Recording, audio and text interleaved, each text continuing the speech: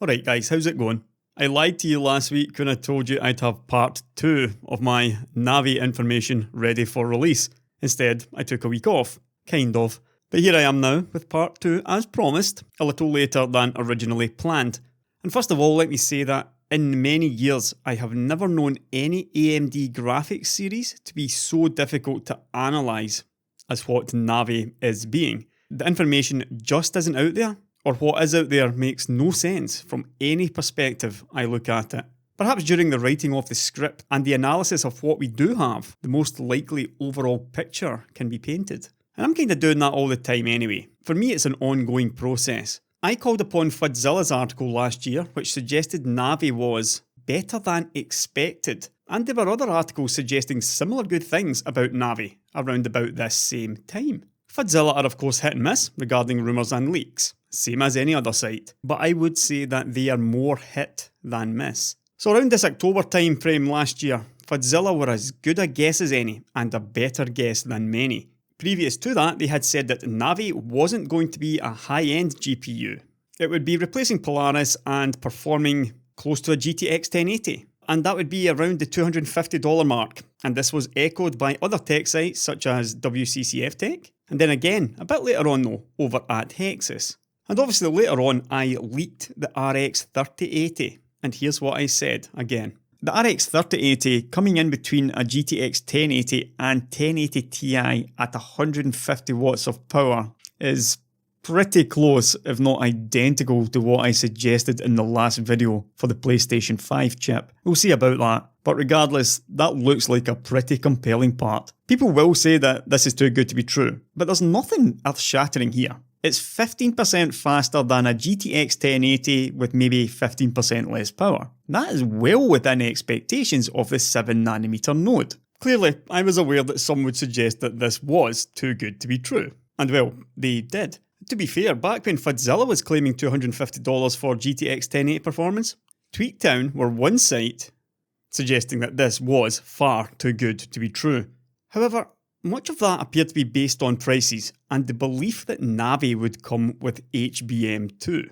But the reason I finally decided on this video was due to a comment by a long-time viewer. I'll just go over the gist of it. It started off, I see you are still taking the Navi leaks for granted while not even thinking about how much it doesn't make sense. You should do a different perspective video for Navi as well. And clearly by that he means in the same way I did the Zen 2 different perspective video. Now he used the R9 380 to RX 480 transition in his example, but that made no sense for a couple of reasons. Next up though was some interesting analysis of the node transitions. Now all of that was with the 28nm to 14nm node jump. That was better than what 14nm to 7nm offers. So what makes you think that Navi will hit Polaris size, TDP and price while having more than 65% of performance gain to reach the Vega levels that you guys leaked? The math simply doesn't add up. Continuing with, tell me how they would hit Vega performance at half the power? And finishing with, people keep talking about 2070 performance and then Vega 56 for the lower tier Navi chip, but they never mention how impossible it is.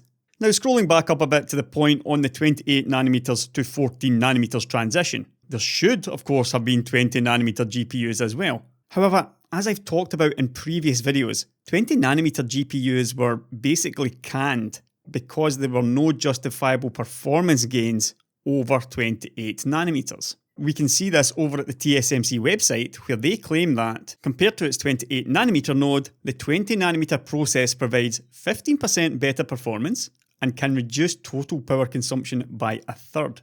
And now moving on to their 16nm and, compared to TSMC's 20nm SoC process, 16 and 12nm is 50% faster and consumes 60% less power at the same speed. This and here is a little bit of a typo. It should really be read as, it's either 50% faster at the same power levels or it is 60% less power at the same speed compared to 20nm.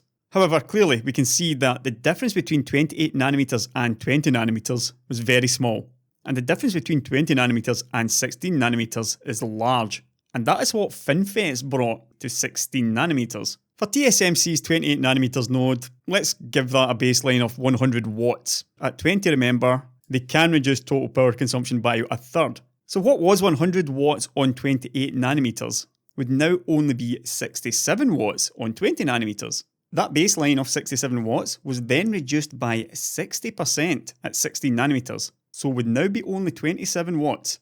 In other words, the exact same graphics chip drawing 100 watts on 28 nanometers would only draw 27 watts on 16 nanometers. And while this would be best case and unlikely to be seen in a real product, it's amazing what a couple of node progressions can do for power. And what's really amazing about this is, it wasn't two full node progressions.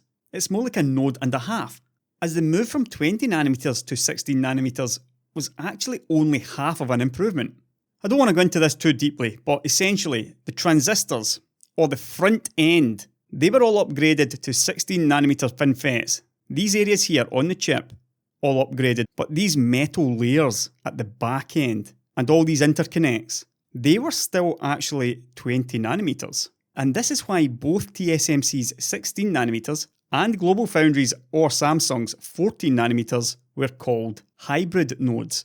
FinFET front end, the same old 20 nanometers back end that they used previously. So again, not two full nodes, more like 1.5 nodes between 28 nanometers and 14 nanometers.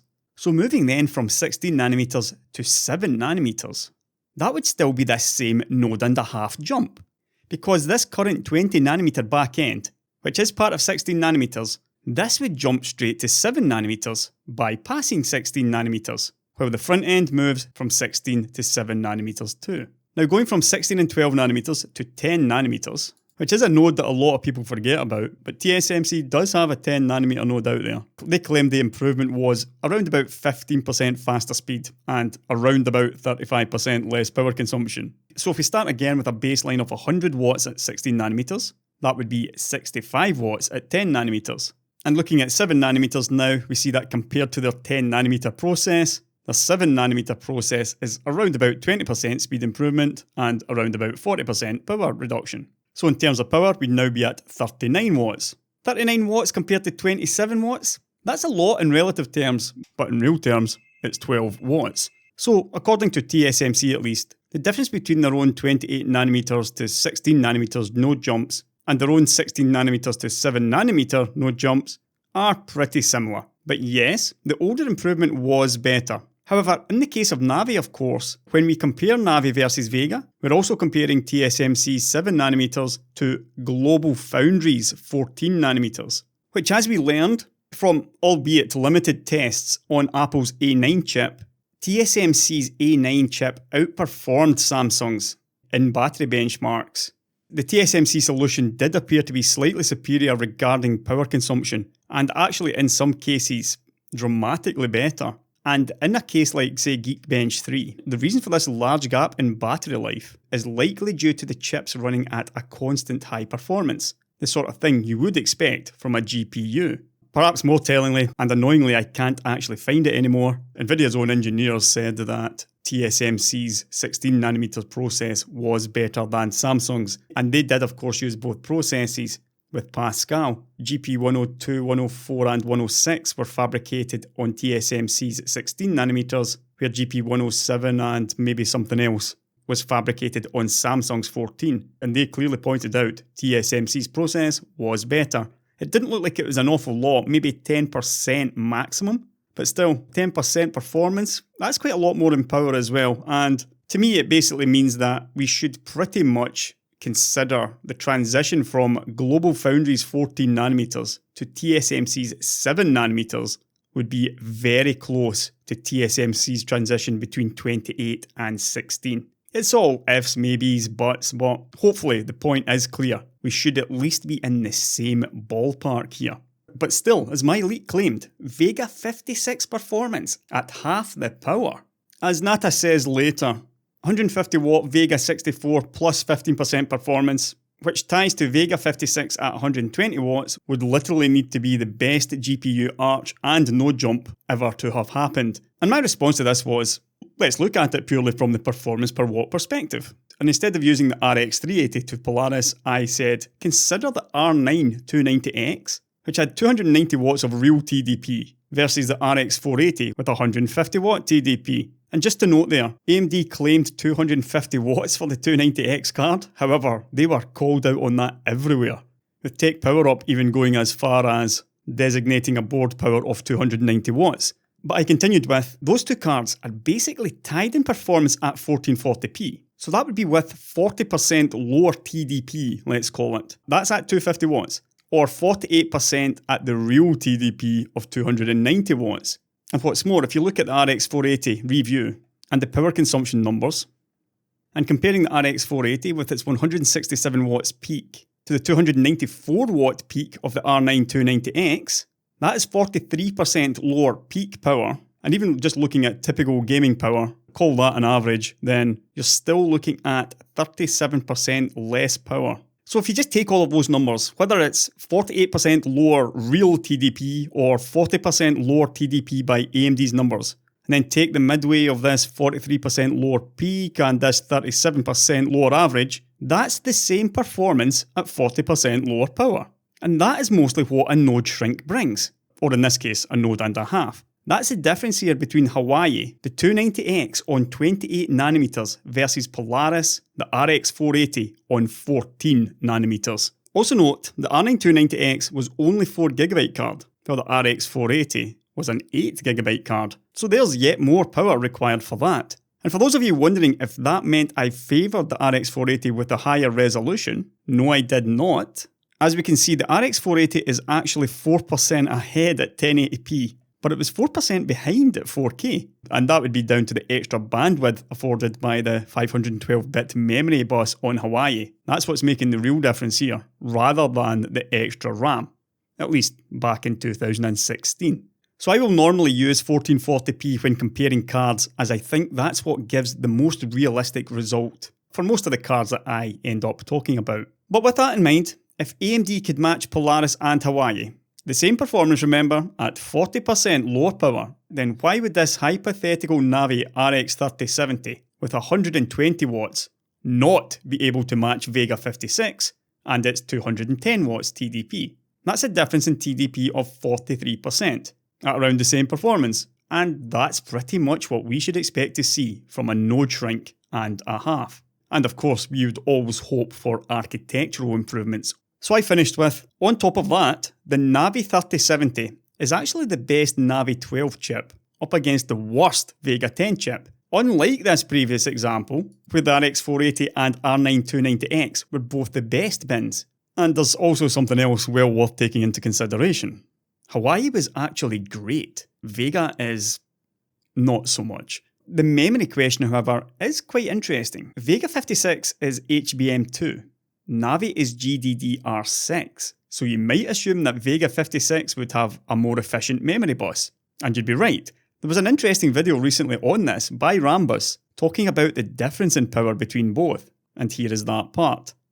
And in the case of power, we actually see a much bigger difference here. So in this case, for GDDR6, it's anywhere from 3.5 to 4.5 times the power on that PHY compared to HBM2. So let's call that 4 times the power at the same bandwidth. In this case, Vega 56 higher bandwidth would reduce that power gap nearer to 2x, assuming a 256 GDDR6 bus for the Navi chip. Or it would be around about equal if the Navi chip comes with only a 128-bit GDDR6 bus. In raw wattage terms though, again I doubt we're talking much higher than 10 watts. So this belief that somehow Vega 56 performance at 120 watts is magical? It's not. Nvidia just recently launched the 1660 Ti, and that came in around about 10% slower than Vega 56. And that was around about 120 watts. Of course, this time on 12 nanometers. And we already know that the difference between 16 and 12 nanometers and 7 nanometers on TSMC is actually quite a lot in terms of power. The way I see this one, if AMD cannot just beat this, which is what we're talking about here, the RX 3070 would need to be 10% faster at the same power of the GTX 1660 Ti. And if they cannot manage that on 7 nanometers, a node and a half advantage, then they might as well just give it up entirely. but I was asked to look more critically at the information I was given, so that's what I'll do next. Some people had an issue with the Navi 12 cards, suggesting that 75 watts RX 580 performance makes no sense when you've also got 120 watts Vega 56 performance. So let's see if I can justify that. So according to Tech Power Up again, Vega 56 is 100 divided by 72, which is 39% faster than the RX 580 at 1440p. And that's for only 16% more power. And that 16% power number was also confirmed over at AnandTech, who got the same number in Battlefield 1. So with this Vega 56 matching RX 3070 at 120 watts TDP versus 75 watts on the RX 3060, that wouldn't appear to add up anywhere near where it should do. But we know that with the RX 480, AMD pushed that card a little bit too far. That's why they broke the PCIe spec. Then they pushed it even further with the RX 580, and even further again with the RX 590. Every step of the way, the performance increased marginally, while power increased by a lot more. That's how this works. The more you push a chip past its performance per watt sweet spot, the worse it gets in performance per watt. And we can see this in this same power consumption chart. The RX 580 is drawing 198 watts in this exact same test, while the RX 480 is only drawing 163 watts. And the RX 590, in this case the rather power-hungry 590 Fat Boy, which is essentially Polaris 10 on the slightly improved 12nm process, that draws 232 watts on this same chart, even more than Vega 56. If you compare Vega 56 to those three cards, it uses 40% more power while being 47% faster than the RX 480. It uses 16% more power while being 39% faster than the RX 580. And it uses 1% less power while being at 31% faster than the RX 590. Basically the same Polaris 10 GPU in each of those RX cards, exhibiting wildly different efficiencies. So with that in mind, is it a huge stretch to imagine that this 75 watts RX 3060, which I mentioned as having no PCIe power requirement, can get close to this RX 580's performance, that the pushed version of the chip could need 60% more power for, say, another 40% more performance? In that last video, I gave you the compute unit counts too, showing 32 compute units for the RX 3060 and 40 compute units for the RX 3070. So 25% more compute units for 40% more performance. Is that reasonable? Well, there are two ways that you can make it reasonable. The first one would be having the RX 3060 basically hamstrung with a 128-bit memory bus. That would be a hard limiter on performance, while also reducing power consumption by a lot. If the memory bus was a limiter on performance, then they might as well reduce clock speeds as well, which would of course be the second way of justifying 40% more performance for only 25% more compute units on the faster part.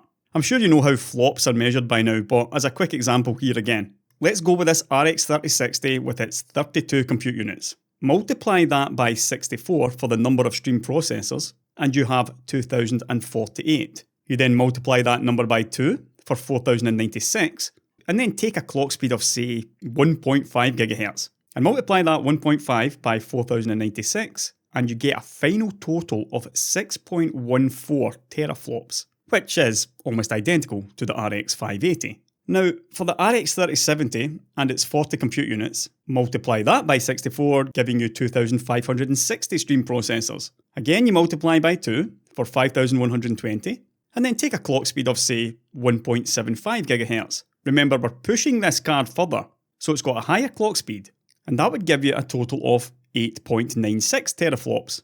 And if you just divide that 8.96 by 6.14, then this RX 3070 would be 46% faster, using 60% more power, or with a 60% higher TDP. And that right there is a perfectly reasonable explanation on how the same Navi 12 GPU could result in two cards with those performance and efficiency characteristics.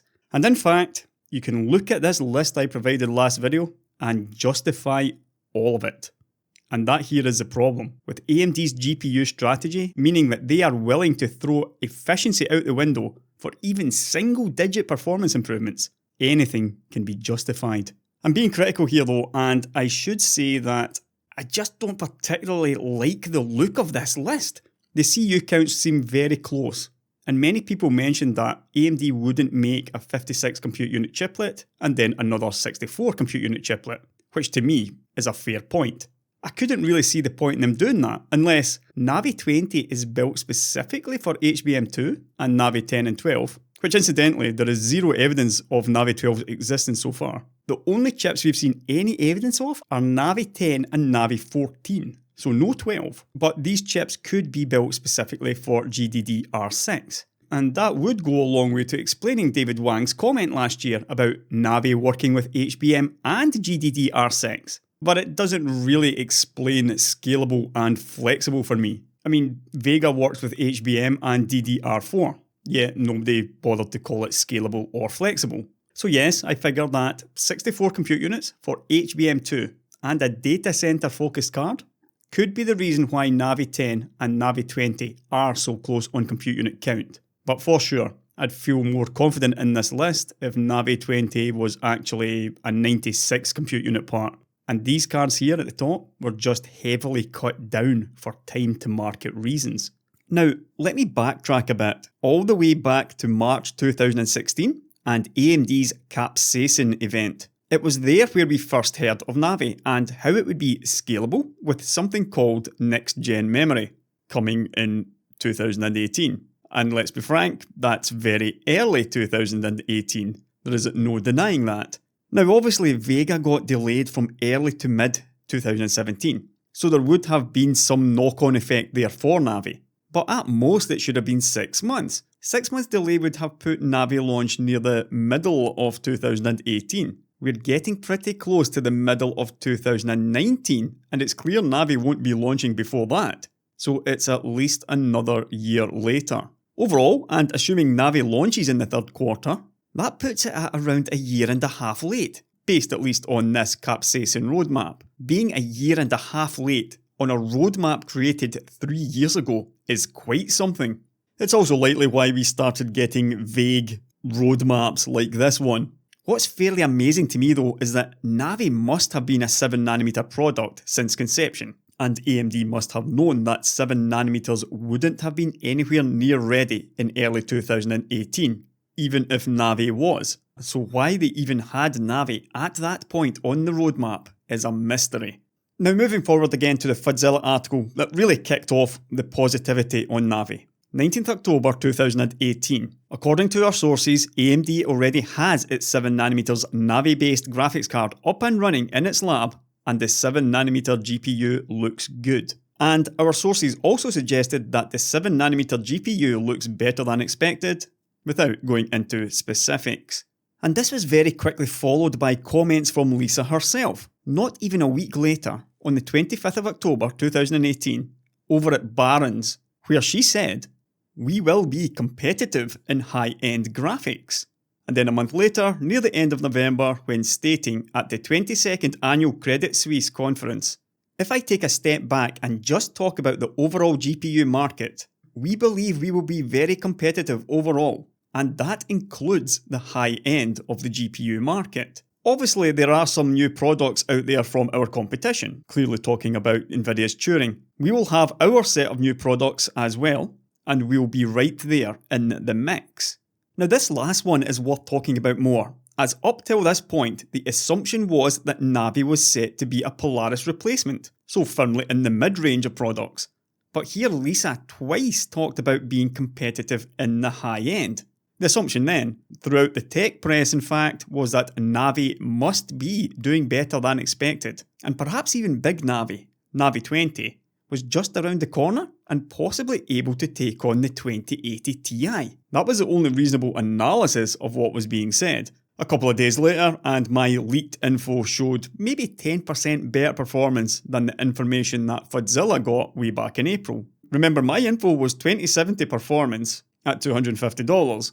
Way back in April, Fudzilla said 1080 performance at $250. So this all kind of ties together nicely, if Navi was better than expected. But one final point on that last comment by Lisa, when she says, very competitive overall, including the high end. Where is AMD competitive today in GPU?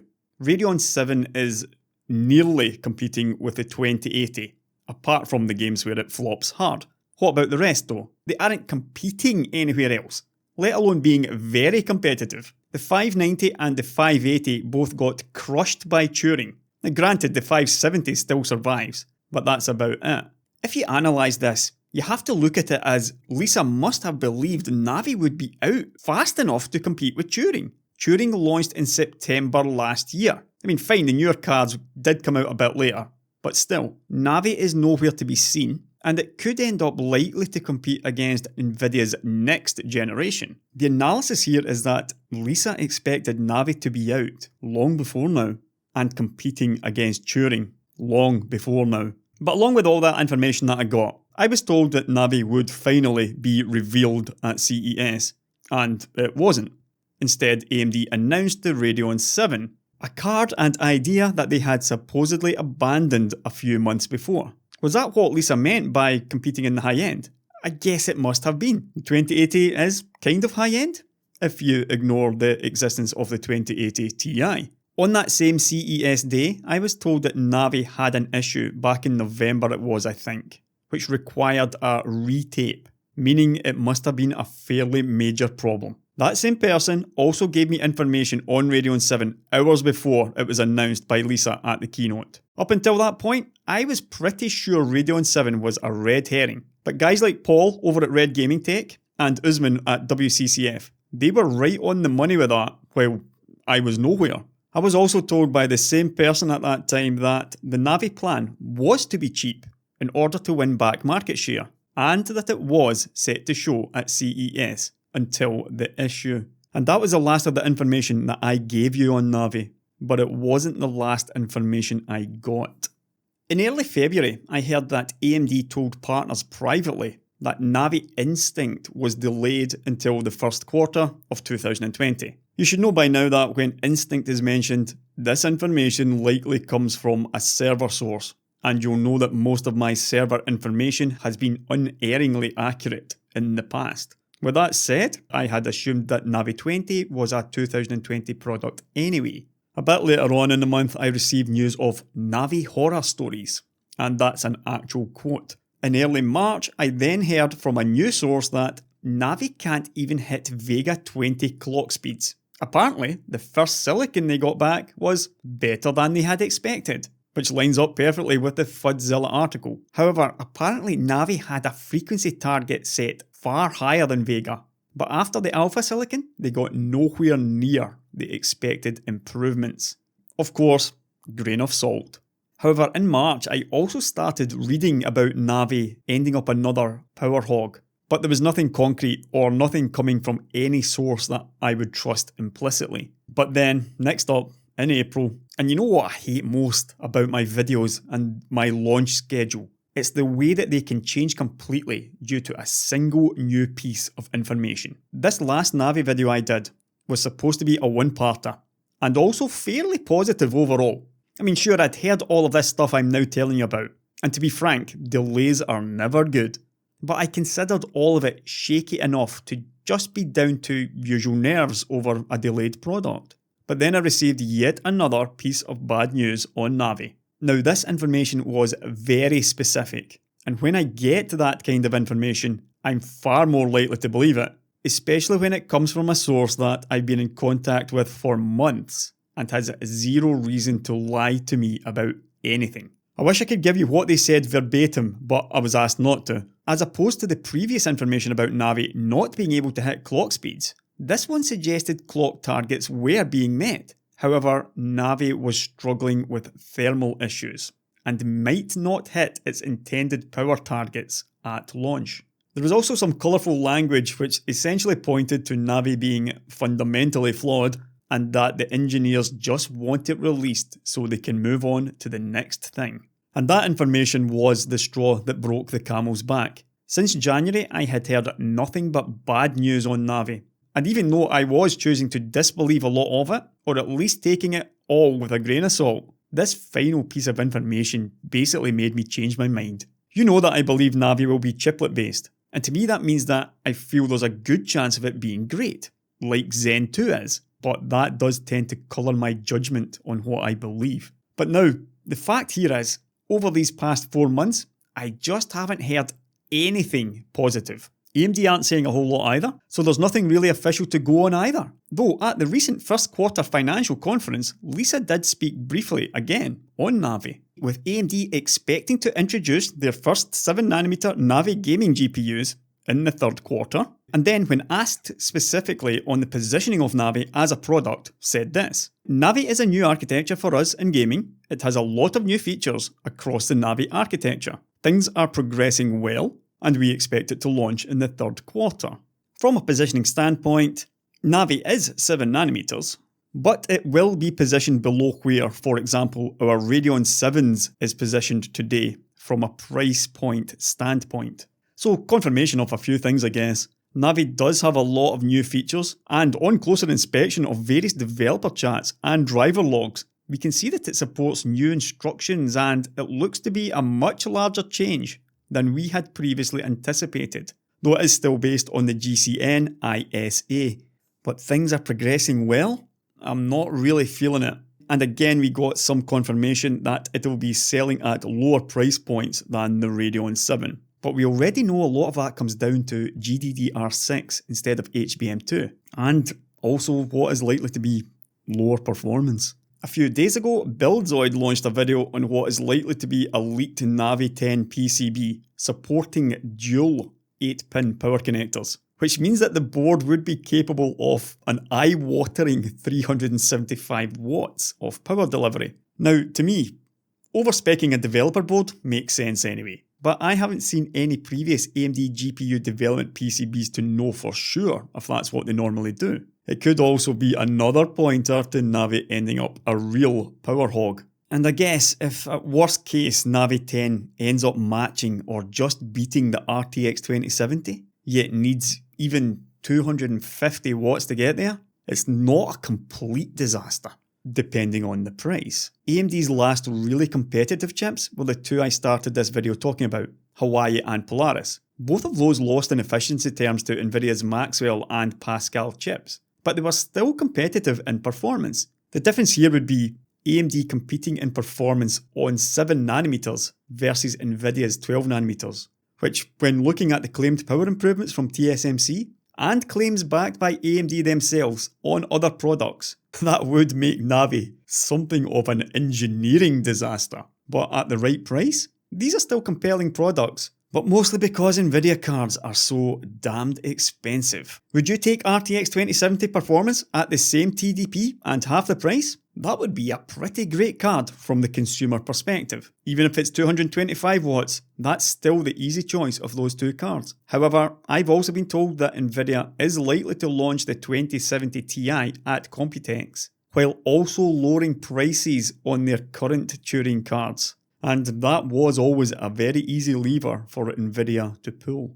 Now, to really finish this one off, a couple of weeks ago I was given an updated Navi list from my original source who said the RX 3000 series lineup is vastly different from what I leaked earlier.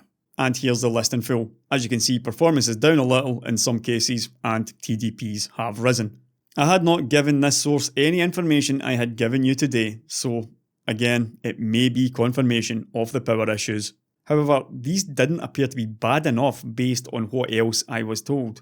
I mean, nothing here looks awful at least. But then last weekend, I got updated news, again from the same source. And that simply said, disregard most of your faith in Navi. The engineers can't wait to move away from it and all of its issues. And also, efficiency looks even worse than what I said before. And 60 compute units on Navi doesn't even get you the same performance as 60 compute units on Vega 20, although it is somewhat close.